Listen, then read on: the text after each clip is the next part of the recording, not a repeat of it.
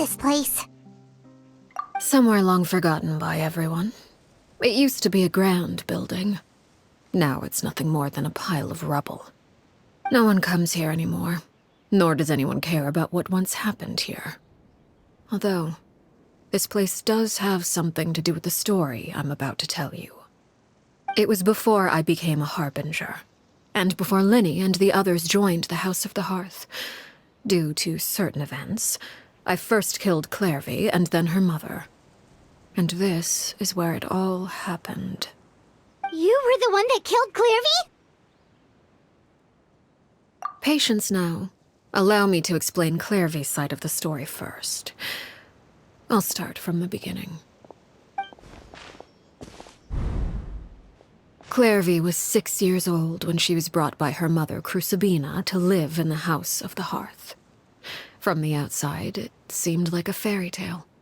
A thriving family made up of kind adults and friendly children. Crucibina was the knave at that time, and the House of the Hearth was under her control. She was Clairvy's mother by blood, but she was also the mother to all the children in the house. Clairvy was happy here, for a time. But she quickly realized that being part of this family wasn't a fairy tale at all.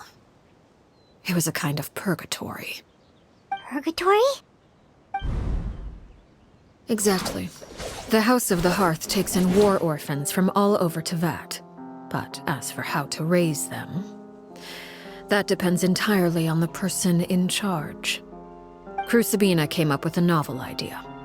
She would teach the children to fight, force them to duel each other, and then crown as the king of the house the child who proved themselves most worthy of inheriting her title. It's difficult to estimate the number of children who died or were maimed in the process. There's little I can say about the ones who died. The ones that emerged with permanent injuries, on the other hand, well, they still served a purpose. They would be handed over to the doctor to be experimented on, or sent away on dangerous missions. Nothing more than tools to be used and then discarded. So those were the experiments Clairvy was talking about. But what actually happened to her? You said that Clairvy was Crucibina's daughter, so if Clairvy tried to convince her to stop what she was doing, Crucibina probably would have listened, right? Despite being Clairvy's mother, Crucibina cared little for her daughter. She forced Clairvy to join the House of the Hearth only as a means to demonstrate her own impartiality as a mother, to prove that she treated all her children equally. Clairvy did try to convince her mother to change her ways, but it was to no avail. After her efforts failed, the only other option was to rise up and try to fight back. Unfortunately, the other children had already been thoroughly indoctrinated into the illusion of happiness Crucibina had created. Of course, there was one exception. Someone Clairvy's age who knew the truth about the House of the Hearth. Her name was Peruere. Wait, the friend that Clairvy mentioned? Friend, huh? I suppose we can call her that for now. Clairvy was a cheerful and passionate person with a tenacious spirit. Peruere, on the other hand, was rather cold-blooded. Her cold-blooded nature allowed her to see through Crucibina's facade. Yet, it was also this cold-bloodedness that prevented her from acting against it. At least at first. While Clairvy longed for freedom, Peruere was convinced that, amid all the fighting and violence, she would make it until the end. Despite their differences, the two became fast friends, united by their knowledge of the truth. Clairvy told Peruere that she hoped to create a real family, where no one would be killed or sacrificed. There may have been a certain naivete to her ideas, but Clairvy proved her determination many times over. She tried countless times to run away, ask for help, or expose the truth. But her efforts only earned her beating after beating. The only thing that kept her going was her strength of will. Even with her body racked with pain, she would still stand on her tiptoes and open the window at night. She and Peruere would look out at the moon together, a fierce longing for freedom shining in her eyes. But one day that light simply vanished. Oh no. What happened? Her hopelessness resulted from a culmination of things. 10 years had passed. 10 years worth of failure after failure. She and Peruere weren't children anymore, but finding any chance to escape still seemed as hopeless as ever. It was during this time that Peruere suggested a new plan. If escaping was out of the question, why not take down the very person sitting on top of this throne of lies? Mother herself. Clairvy rejected that proposal. She claimed that, as a famous harbinger, Crucibina possessed an unimaginable amount of power. Trying to kill her would have an incredibly low chance of success. Clairvy never gave another reason, but Peruere could see it written all over her face. Clairvy still thought of Crucibina as her mother. Killing her own flesh and blood was a line she couldn't bring herself to cross. If she couldn't escape and fight back, then only one option remained. Precisely. Death was the only way that she felt she could be free. It happened during a duel. When she arrived at the dueling ring that day, her partner turned out to be none other than Peruere, the very person that had stood by her side all those years. It was a fierce battle. But ultimately, Clairvy decided to let Peruere end her life. From that moment on, Peruere's journey was one written in flames. When the rain finally came and washed it all away, there she stood, the sole victor in Mother's endless game of slaughter, a trail of corpses strewn across her path to success. It was the very result she had predicted 10 years prior. Even then, she believed she would make it until the end. She wasn't surprised by the fact that she emerged as Mother's undisputed heir. Rather, her success left her with an inexplicable sense of restlessness. She was unsettled, and there was only one thing that could quell that sensation. Perhaps you two would like to take a guess as to what it was? Crucibina, you mean? But... Correct. This is the place where Peruere killed her best friend. A mere year later, this is also the place where she fought tooth and nail to kill the mother they shared. The moment she acted, any conception of what was right or wrong ceased to matter. It's one of the principles of the house. Only those who survive get to write the rules. Peruere won the battle, and became a harbinger herself. After which Her Majesty, the Tsaritsa, bestowed upon her a new name. Arlecchino. So the Perry Clairvy was talking about... It was you all along. You're Peruere. Arlecchino is just a name you got later. I left that name behind long ago. I must say, hearing it now does bring back memories. After I defeated Crucibina, the moniker of Mother died with her. I chose to forego the title she called herself, and even chose to give up my own name. I rebuilt the House of the Hearth under a new identity. Not only as Arlecchino, but as father. And that is where the story ends. Any more questions?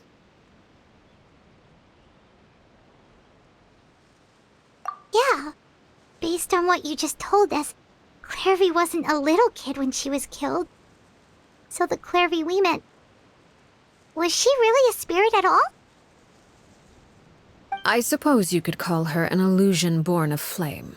Her existence is like ashes to a fire. Something left over in the wake of blaze and ruin. You see, a certain power runs through my veins. It's not unlike a curse. My flames leave behind shadows of anything they consume. Of course, the chances of those shadows morphing into a sentient entity are exceedingly slim. Clairvy is a very special case. Clairvy died when she was 16 years old. But what emerged from the flames was her 6-year-old self. Her appearance wasn't the only thing affected. Most of her memories were lost to the blaze as well. Memory is a mysterious thing indeed. Losing a portion of your memories will alter your sense of self. Lose 10 years' worth, however, and it would be like living in the past. Like returning to a version of yourself that never grew up. No wonder Paimon got such a weird feeling when we were talking to her. Perhaps I should put it this way. Clairvy is someone trapped in time. It may seem like she exists with us in the present, but she truly lives in the confines of her own past. So if all of that is true, then you must have known about Clairvy for a long time. Indeed. She's a rather volatile and unstable entity. Sometimes she would look after the children. She's even saved some of their lives. But other times, she would hide from me and become obsessed with revealing the truth about the house to anyone who will listen. Shadows don't have the capacity to learn or grow. Any new information they encounter is quickly forgotten over time. Your attempts to expose Clairvy to sunlight. They failed, yes. The reason is actually quite simple.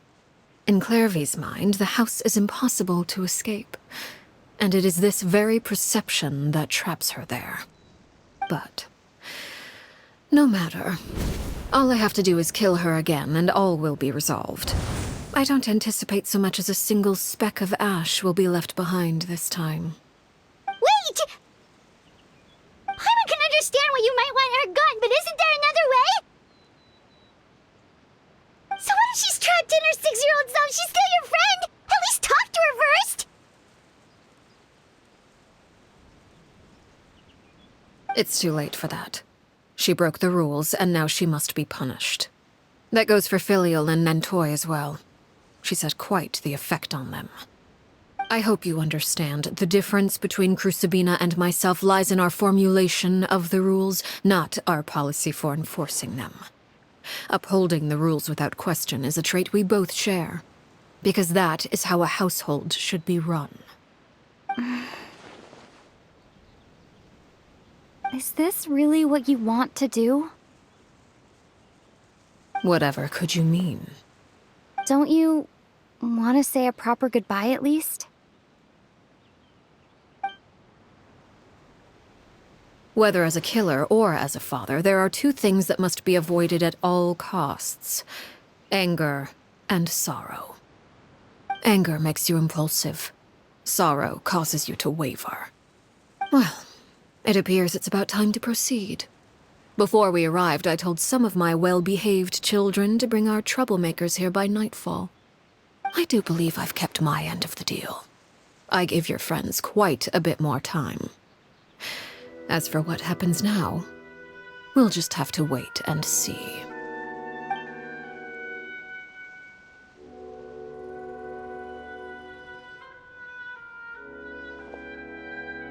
Here they are, Father. You gonna execute him? Seeing something like that would actually be a first for me. Lenny! I'm sorry. I heard about how you helped buy us more time. But I still failed. I couldn't find a way to fulfill her wish. Huh? Are you... Perry? Indeed, it's been a while, Clairvy. Perry! Shh, stay right there. I'm sorry to postpone our reunion, but first I believe certain scores need settling.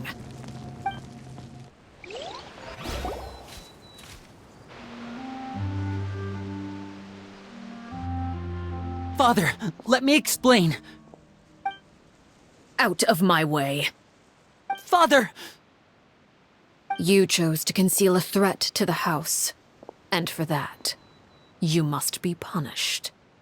Overall, however, I suppose your wrongdoing is hardly the most egregious of the bunch, so I'll deal with your punishments later. As for right now, the more pressing concerns are the traitors among us. By traitors? Do you mean us? Father, let me explain. We didn't mean to... Fultz, why don't you share what you heard? Yes, Father. Secret Midnight Meeting number 3. Participants, Filial, Nantoi, Sato, Toddy. Nantoi clearly said, if only Father wasn't the one who took us in. Sato added, I'm sick of this life. I just want to live as a normal person. Filial was the worst of them all. She called us crazies and said a bunch of mean things about Father. I did not!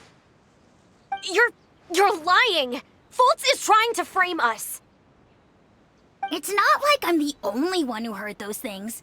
After that, you and Toddy and a bunch of other people started talking about Clairvy. You were using all those things Clairvy brought up as an excuse to question Father. We're birds locked in a cage. The only way out is to destroy it. That's what you said, wasn't it? You little... You just want me gone, don't you? What did I ever do to you, huh? And you, Sheplo, have you forgotten who stood by your sickbed, watched over you, and changed your dressings?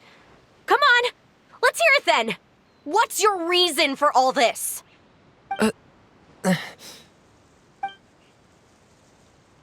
You're wrong, Filial. We don't want you to die. You're our family. Liar. You wouldn't be doing this if that were the case. So why? Why have you backed us into a corner? We all live in the House of the Hearth. You know the type of work we do, Filial. A single betrayal can cost dozens of us our lives. It's not like it's never happened before. That kind of thing is hard to forget. That's why the House of the Hearth cannot tolerate any form of betrayal. Ever since we came to Poisson, you've had 7 secret meetings. A lot of the things you talked about really crossed the line.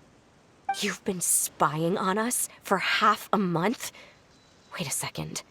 Now that I think about it, the move to Poisson was just a way to make it easier to spy on us, wasn't it? Because we were all in one place. You've had this planned all along. Filial, Nantoi, I'm sorry. I owe you both my life. I owe Clairvy too. If it weren't for all your help after I got poisoned, I wouldn't be standing here today.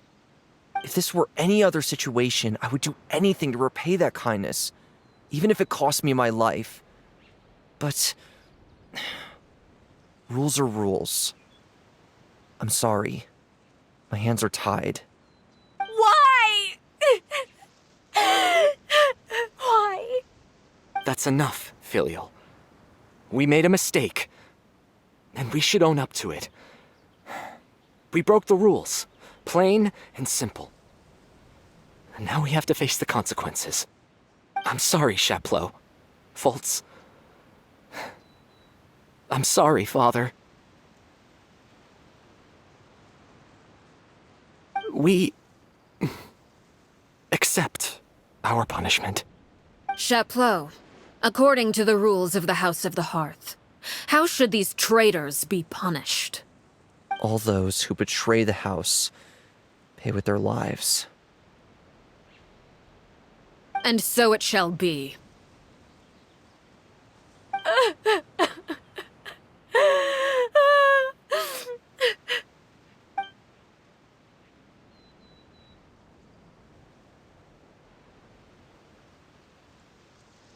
Father, please wait! Something you want to say, Linny? Please reconsider, Father. What Filial and the others did, does it really count as betrayal? We all come from broken families. From the very first day we joined the House of the Hearth, we wanted nothing more than to make it a real home. But the truth is, none of us know what a real home should look like. I'm not saying I have all the answers. All I know is this.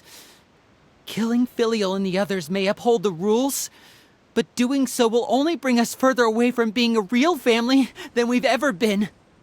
So please, Father, please, reconsider. I agree with Linny.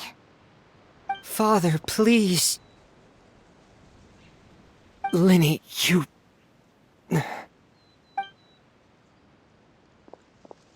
I also agree with Linny.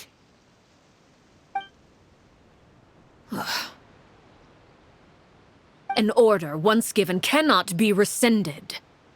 However, given the extent of your determination, I suppose we shall have to go about this a different way.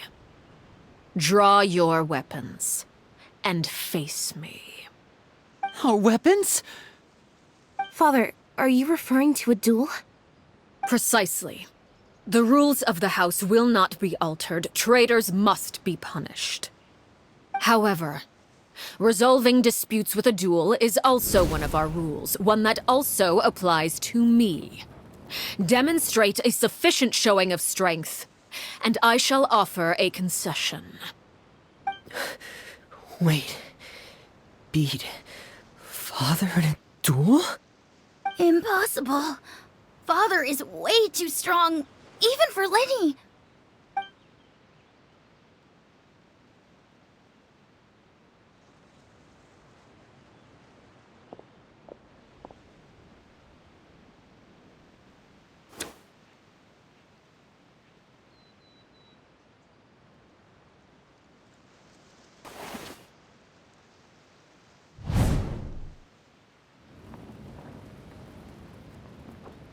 Did you hear that, Traveler? Linny and the others have to duel the knave. What should we do? Can they really win something like that?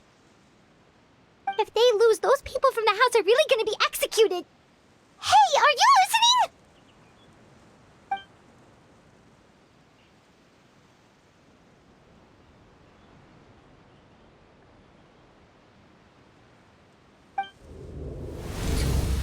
Don't you want to say a proper goodbye at least? Anger makes you impulsive. Sorrow causes you to waver.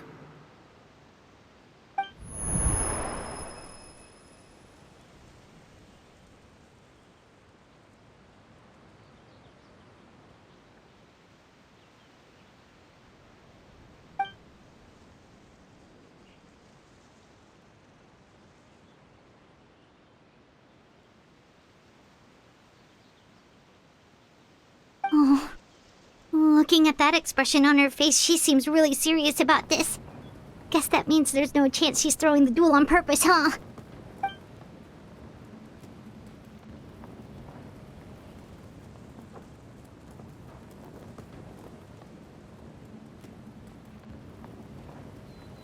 When guests are around, families are often on their best behavior.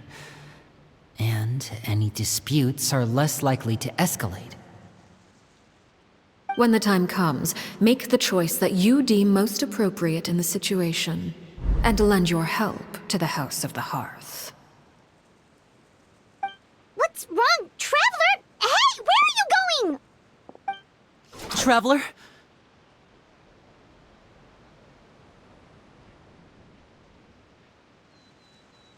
You're asking to join the duel against the knave? I'll allow it. We do have a ready-made dueling ring at our disposal, after all. All I would advise is this. Keep a firm grasp on your weapon, and give it your all. Any less, and you may just lose your life.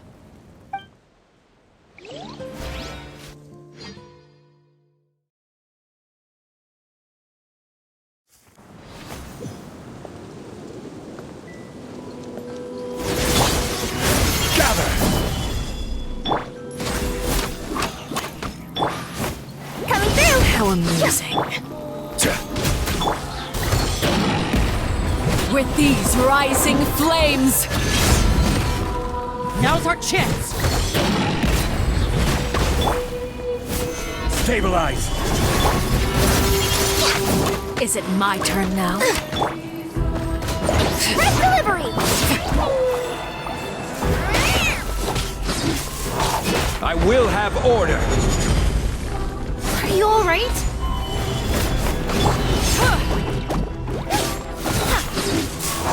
Is it my turn now?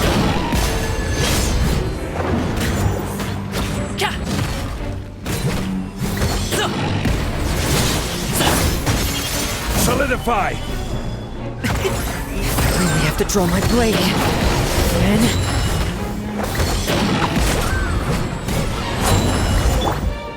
With the fall of darkness, destruction shall rise.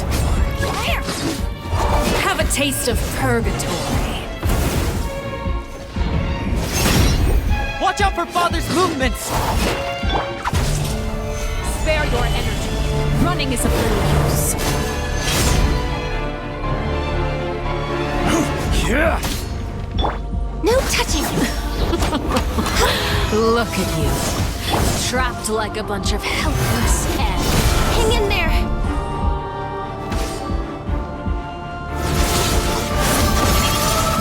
All hail! Born of ice and frost. Solidify!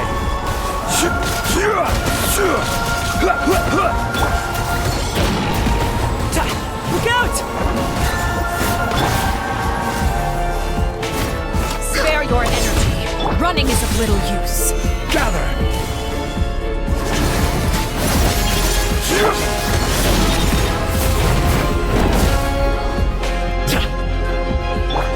Access denied.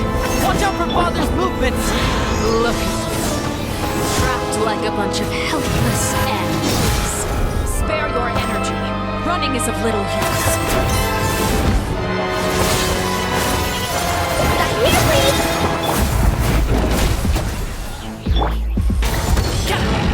Father's even stronger than I My turn. expected.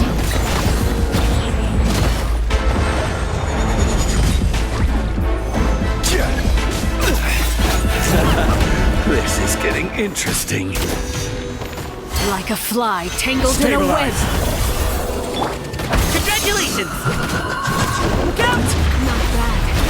You've proven to be a worthy opponent after all.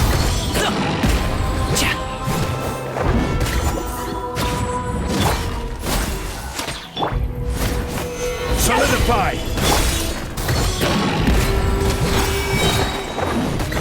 Up to it, Manzai! Now's our chance! Customers are still waiting.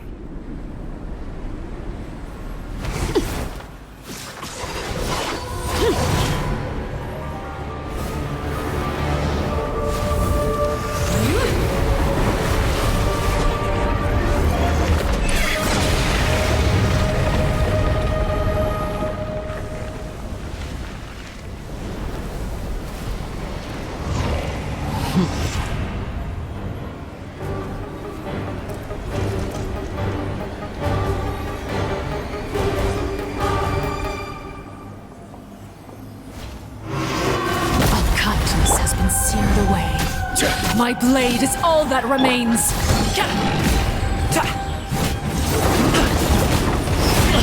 Hey, what gives? You shouldn't see me like... Who's next? Watch out for... Look out! Rex Lapis. I'm sorry.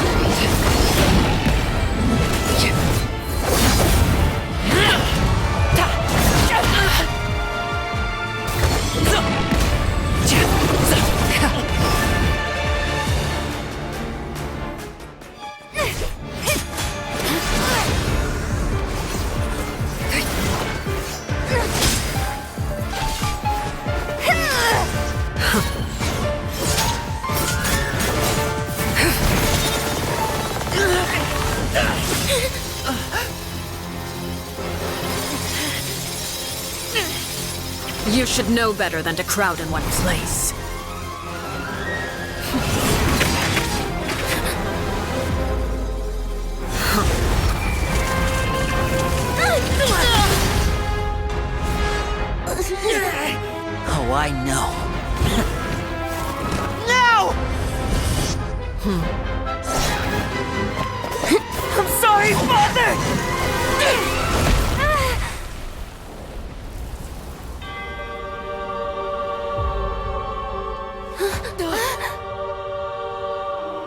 Sorry for what? This pitiful excuse for an attack?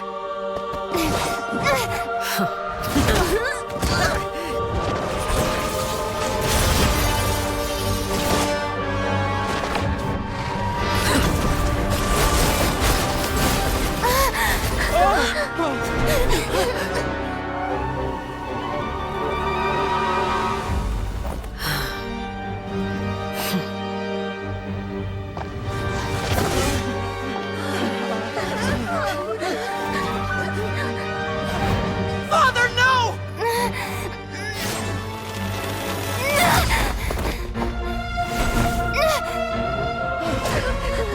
Made it out, did you? You're stronger than I expected.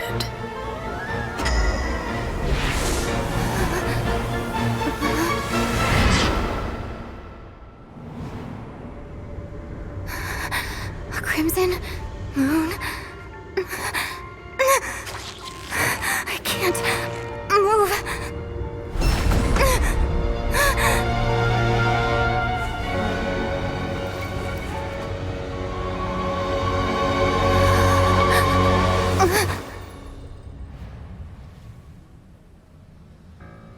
Still, not strong enough to beat me.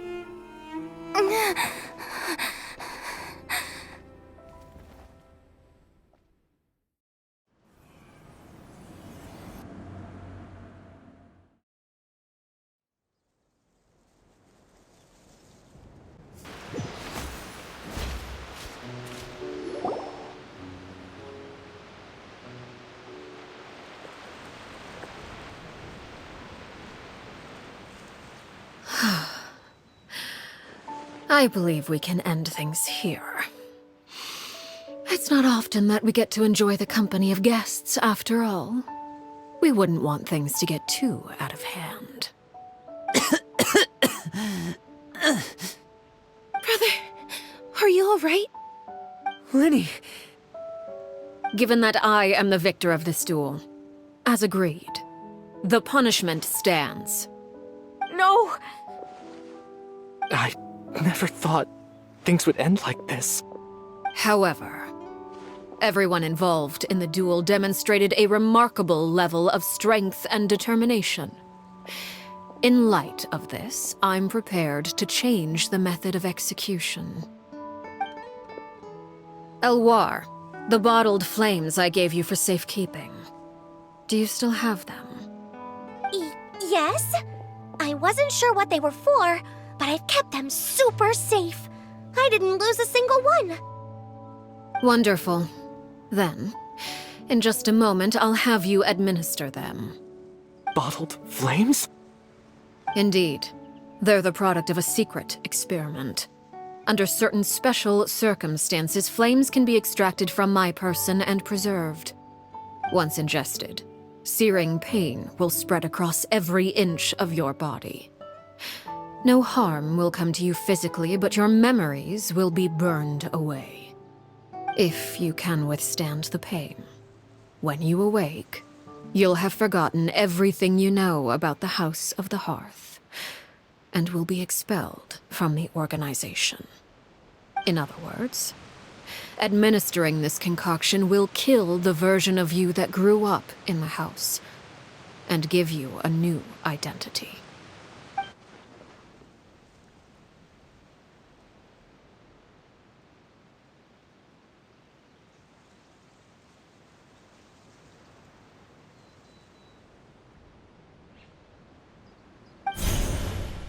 Memory is a mysterious thing indeed. Losing a portion of your memories will alter your sense of self.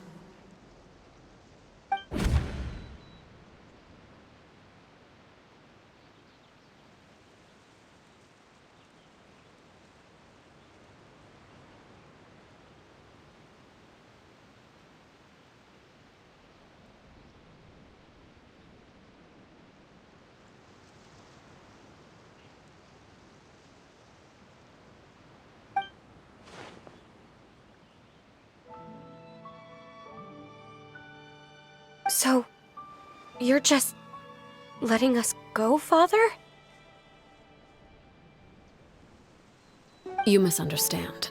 Memories are extremely important. Once consumed by flame, the version of you standing before me will die, and our secrets will die with you. So no, I don't intend to just let you go, because the person who survives will be nothing but a stranger. Even so, I won't have to live in fear anymore. I'm sorry, Father. I'm sorry I let you down. But I really... Don't cry, Filial.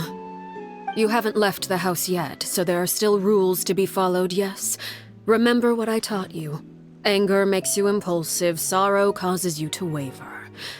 Don't let yourself be controlled by your emotions. Of course. I'll remember. Dry your tears, and go pursue the life you really want.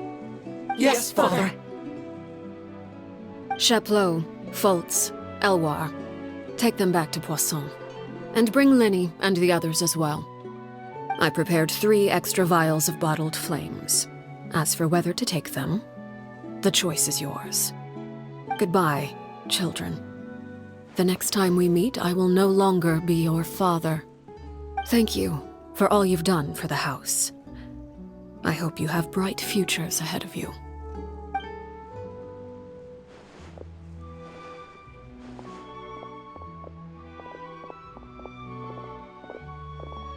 Father.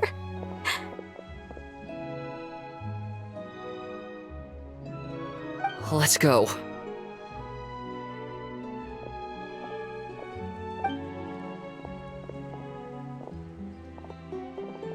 Here, grab my arm, Linny. I'll help you walk back. Thank you.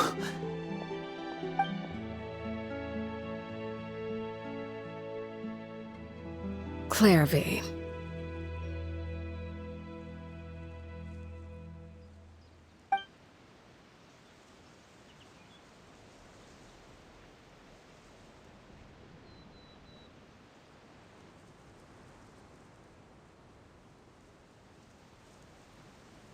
Can we talk now?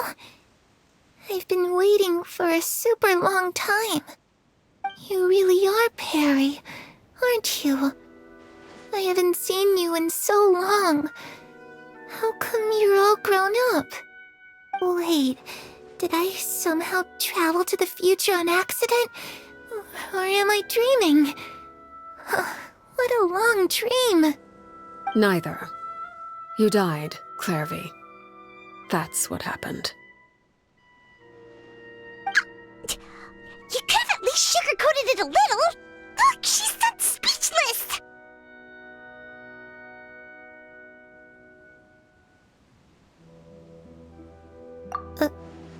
Oh. Okay then. Huh? That's it? You accepted it just like that? Yep.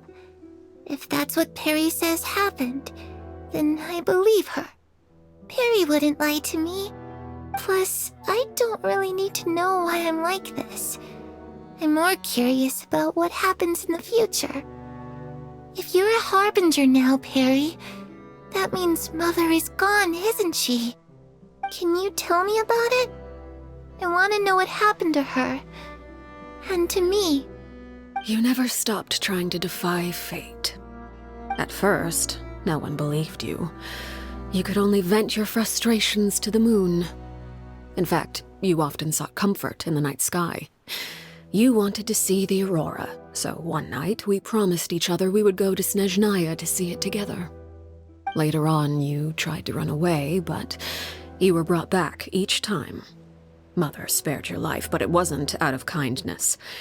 Instead, she decided to make an example of you by slowly torturing you over time. That way, the other children would know what happens to traitors. Still, you never gave up. Mother hoped that through ruthless duel after ruthless duel, she would be able to crown an ultimate victor among the children she raised. But you called on everyone to unite, to fight to a draw in order to reduce casualties. Your efforts may have only delayed the inevitable, but still. You gave them hope. You tried everything you could think of, but every attempt ended in failure. Still, you never turned your sword on Crucibina, and you never turned it on me. On that gloomy day, you told me, "For the last 16 years of my life, I've done everything I can to fight for freedom. But now, I realize that the only freedom I truly possess is the freedom to choose to die." I never imagined I would say something like that. I must have been feeling really worn down. But somehow, I still think I understand. According to Mother's plan, only one of us was going to make it until the end. And I always hoped that person would be you. If I could do it all over again, I still don't think I would make a different choice. Even when I first met you, I knew you'd be able to do what I couldn't. Is that so? Even now, I'm not sure I truly understand what kind of freedom you were trying to pursue. But as the head of the House of the Hearth and as the children's father, I've tried to give them the most basic of freedoms. The freedom to choose their own fate. It's something I discussed with the Iudex of Fontaine. The children who want to leave the house will have their memories wiped clean of all secrets pertaining to the organization. In return, they will be allowed to live a normal life in Fontaine without being prosecuted for their past. Of course, I won't simply hand freedom to them on a silver platter. They have to fight for it and prove themselves worthy of it. Only freedom that is earned has true value. That's more than enough. That's exactly the kind of life I was fighting for. You know, Perry, I think you're a pretty amazing king, and a really great father, too. I'm really happy that you're the one who took over the house. I guess I do have one regret, though. I still haven't seen the outside world. Well, it just so happens that our dear guests over here have been to many nations and traveled to countless places. Perhaps they would be willing to tell you what the outside world is like. Really? Of course! We've traveled all over the place. We've got so many stories, we could probably talk your ears off for 3 days straight!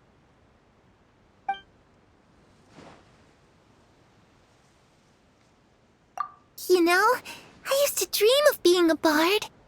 Playing the lute while singing into the winds of freedom. Even if there was no one there to listen, I would have continued to sing no matter what.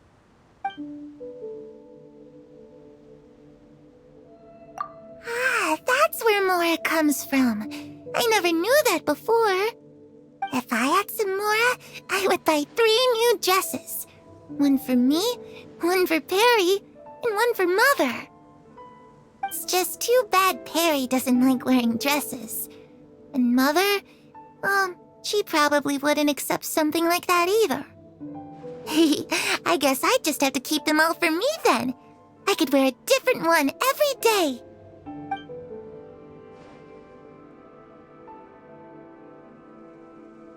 Those yokai you mentioned, what do they look like? I once saw a drawing of this one guy with horns on his head and a super scary face. Are there any yokai like that? Oh, sounds like you're talking about an Oni. Yep, we've met one, and let Paimon tell you, they're not nearly as scary as they look.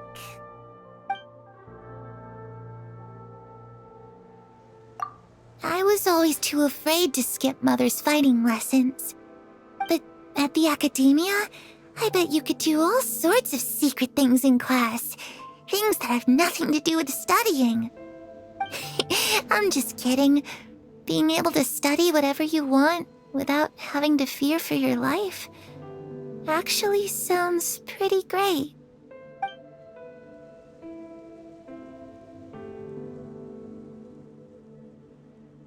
The situation was super dangerous. Lenny and Lynette were accused of committing a crime, and they were going to have to stand trial at the Opera Epicles. Oh no, that must have been hard for all of you. What happened next? Don't worry, we were able to turn the situation around super quickly, all thanks to Detective Paimon, of course. How'd you do that? Come on, tell me. Okay, so it was like this. After the failed magic show, we rushed to the scene and...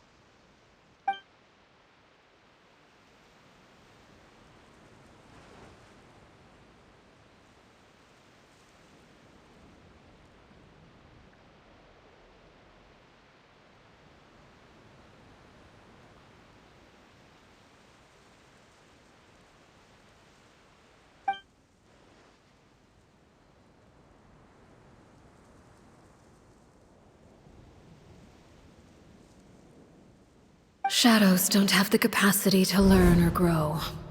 Any new information they encounter is quickly forgotten over time.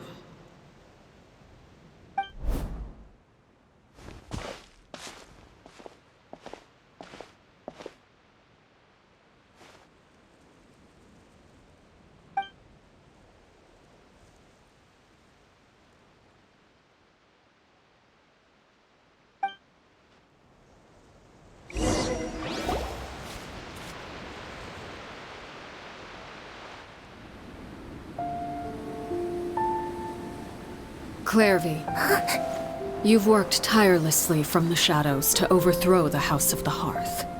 Now, by my authority as the Knave, I shall announce how this matter ends. You are hereby expelled from the House of the Hearth. You are no longer tied to this place, nor are you bound by its rules. You're saying that I can finally leave? I get to experience the outside world as well? Oh, I almost forgot. There's no one getting older for me. Still, seeing who you grew up to be makes me really happy, Parallel. Take care of yourself. Goodbye. May we meet again someday.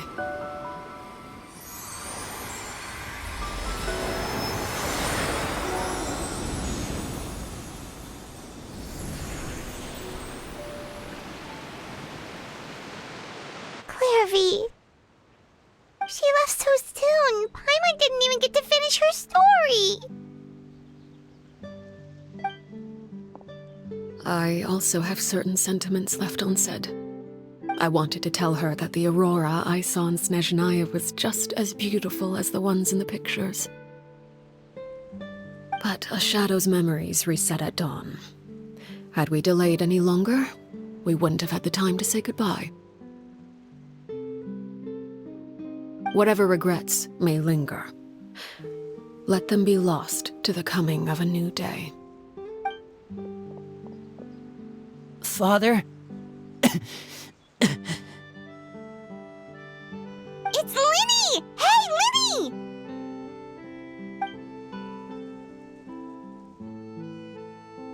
What is he doing back here? Let's go check it out.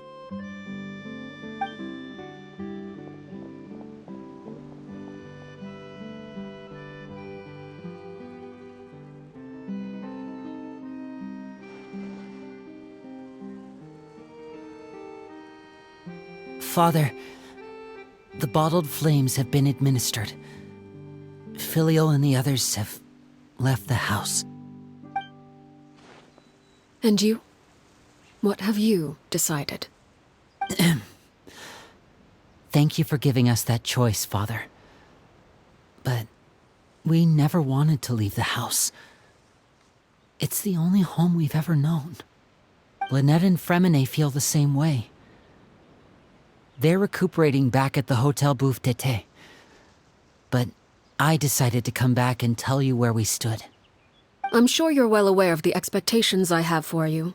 I want you to follow in my footsteps and become the next king of the house. Yet you seem to have different ideas. I must admit, I'm rather surprised by your decision to stay. There's nothing wrong with choosing to live a quiet life. Leading this organization is a heavy responsibility, one not so easily carried by someone forced onto the throne. I just never understood what you saw in me. What made you believe I was deserving of that throne? You're brave, talented, and, most importantly, you cherish your family. You would do anything to protect them, even if it costs you your life.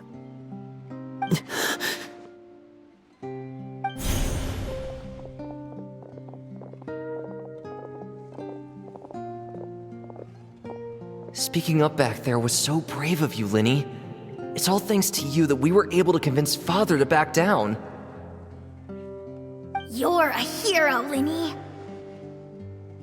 Hero. Father is the real hero. Had Father gone all out during the duel, there's no way I would have walked away with my life. She must have had it all planned from the beginning, from the very moment she suggested a duel. I'm not deserving of that title. I'm not strong enough or smart enough. You're wrong. In my opinion, all you need to be deserving of the throne is conviction and the necessary strength to act on it. We may have different ideas of what it means to be a family, but you can hardly be said to lack conviction. What you truly lack is strength. For someone of your talent, though, that's something that will come with time. Even without that strength, you still chose to face me in a duel, even though the odds were stacked against you. That capacity to honor your convictions is what I truly see in you. Father. No one knows what the future holds, what tragedy or triumph may be in store. Being at the head of this organization requires the strength of will to face whatever comes. Caution will only hold you back. If reaching a certain standard were required to go after what you want, I would never have succeeded in killing my predecessor. Back then, there was still a considerable gap between our abilities. Strength may decide the ultimate victor, but those who let a lack of strength dictate their decisions or undermine their convictions will never be worthy of the throne. I understand, Father. Thank you. Children must grow up to surpass their parents. Only then can a family continue to flourish. The road ahead is not an easy one, so I'll ask you one last time. Are you certain you want to stay? You've done so much for me, Father, and that kindness must be repaid.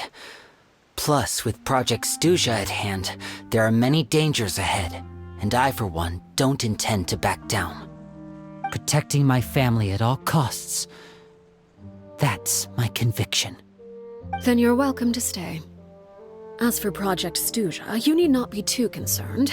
If those cowardly businessmen and heartless dignitaries try to take us down, I'm prepared to teach them a lesson. Having members who longed for the light was our organization's last weakness. With those members no longer among our ranks, the House of the Hearth is like a spider hiding in the shadows. We need only wait for our prey to come to us. At present, our imperative is to use their plan to our advantage. In doing so, a crimson moon shall rise amid the frigid blizzards of winter. No demonstration of loyalty shall go unrewarded, and no sacrifice shall be in vain. As for the two of you, whether we meet again as friend or foe, I'll remember the camaraderie we shared in this moment. No matter how arduous the journey ahead, I hope we both reach our desired destination.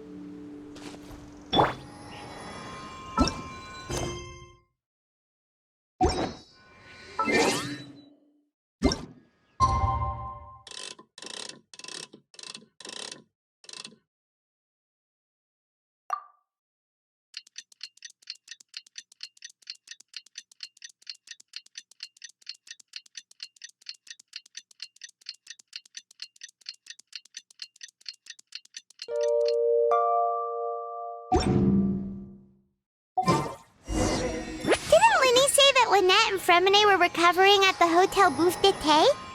Oh, Paimon wonders how they're doing. Maybe we should go check on them.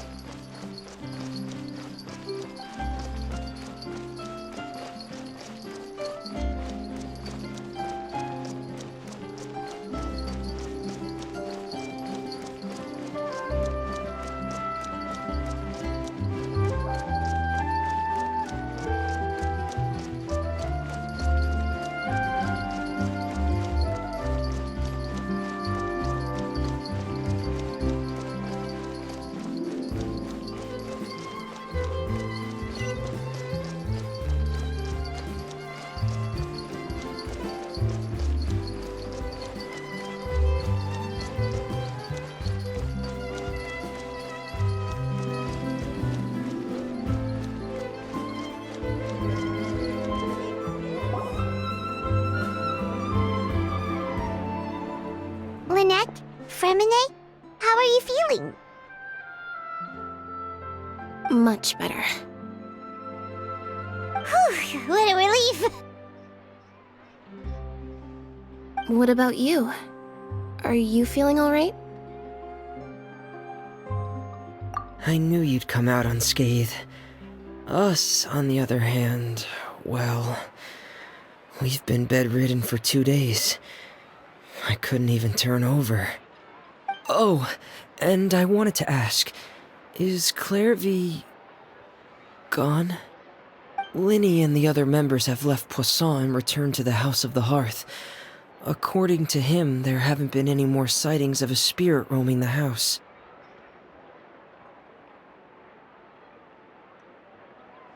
I see. I'm glad. Father came to check up on us 2 days ago and told us about what happened with Crusabina and Clairvy. Actually, I've met Crusabina before.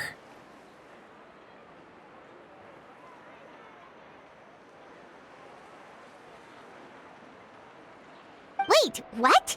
You've met the former knave? Crusabina died a year after Clairvy. It was during the year between their deaths that I joined the House of the Hearth. Crusabina had an extremely cruel and radical way of doing things. While she was alive, the atmosphere in the house was suffocating. When I joined, though, the experiment she valued so much had already come to an end, and all the people involved, dead and injured alike, were gone. Crusabina never talked about the past with us newcomers. A couple of months after I joined, Father killed Crusabina and burned all her files. With that, the names of all the people subjected to her experiments, Clairvy included, were lost to the flames, along with the painful memories they represented. Father took in Lenny and me a couple months after that, but she never mentioned anything about Crusabina or Clairvy. It really seems like something she was planning to keep to herself. The last time you talked to her, did she mention why she kept it a secret for so long? She said she didn't want us to be affected by the darkness of the past. She was worried we'd develop a false sense of gratitude towards her if we knew about it. The foundation of a family should be free of any corrupting influence. Whatever happened in the past, it has nothing to do with who we are now. And that's what Father told us in the end. But I still thanked her for everything. It was only after hearing about what Crusabina did that I finally realized how insignificant our lives could have been. The members of the house meant nothing to her. To say that she valued them in any way, even just as a tool, would probably be giving her too much credit. If Father hadn't taken over the House of the Hearth, I probably would have already...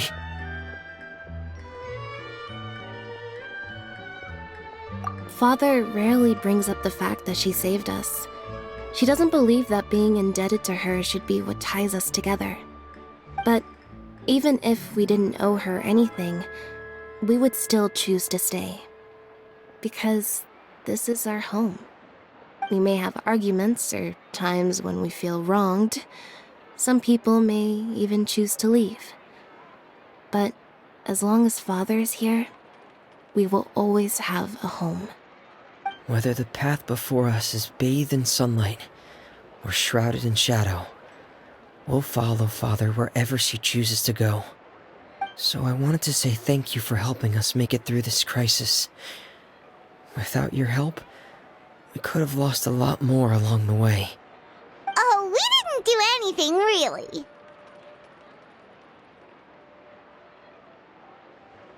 Of course. You're welcome anytime. Are Filial and Nantoy okay? I actually saw them at a cafe this morning. They didn't recognize me. From what I could tell, they were drinking coffee and talking about one of the operas that started running recently. They seemed happy. If I had to take a guess, I would say they finally found the kind of life they always wished for.